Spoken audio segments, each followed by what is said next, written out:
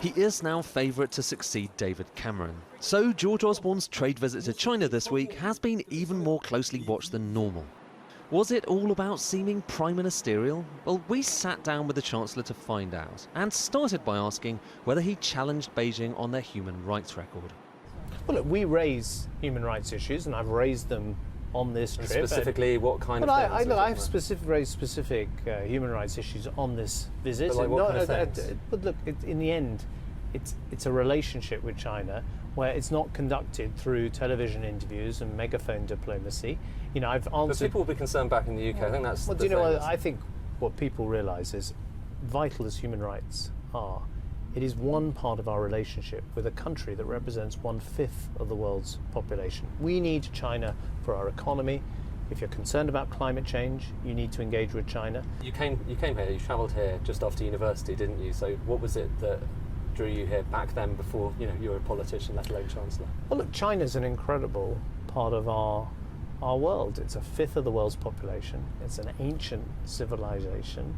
It's contributed hugely to the way the world thinks about itself, to our philosophy and our literature and our understanding of science.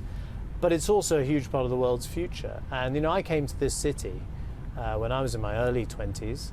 It was nothing like the size it is today. They didn't have train stations like And you were this. with a backpack rather than... I came with my backpack and stayed in the student hostel. And look, it's good to have seen China, like that as well, because it gives me an appreciation actually of what they've achieved. It's a big delegation.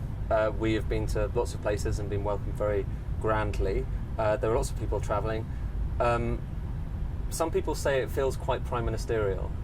Well, I say it's the job of the Chancellor Exchequer to come to China, to connect our economy to China. It's a vital part of my economic plan. Does it irritate you when people keep raising that?